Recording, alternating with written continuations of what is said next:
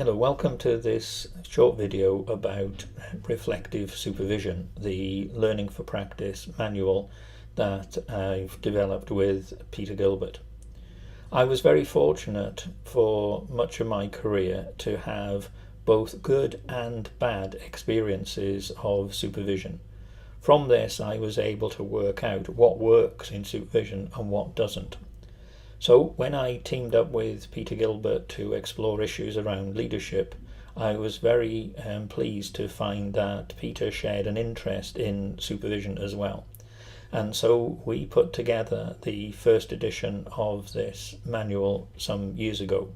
And I've now had the opportunity to update it and republish it in this expanded and updated second edition.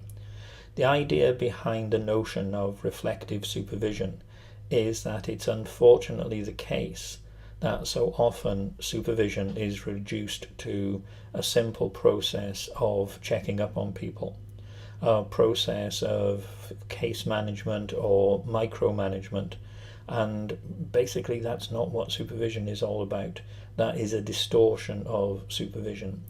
So the idea behind reflective supervision is that we use the term reflective to emphasize that supervision should be an opportunity for workers to reflect on their practice, to think through important issues, to receive advice and guidance, to get support in terms of issues that they are wrestling with, and of course to learn from the experience.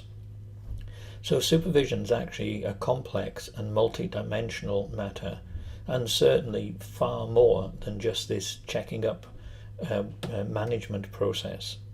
So what we've put together in this second edition of the manual is a core knowledge base. If you are new to the idea of supervision, then you'll find this very helpful.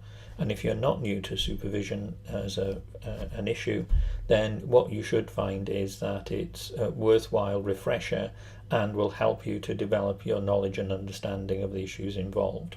But it isn't just a knowledge base matter. What's also provided in the manual is a set of exercises that can be very useful in running a training course on supervision, or contributing to a college or university module on the importance and effectiveness of good supervision. We emphasize the idea of reflective practice, as I say, because reflective supervision should be much more effective, much more worthwhile than a simple process of checking up on people. Checking up on people is basically a negative thing.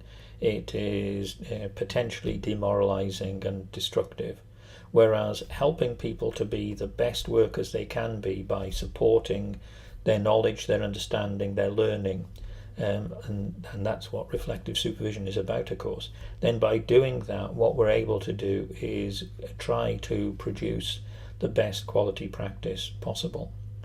So the manual should be very helpful then in terms of establishing that core knowledge base and then running learning events related to the subject. We very much hope that you'll find it useful. Thank you.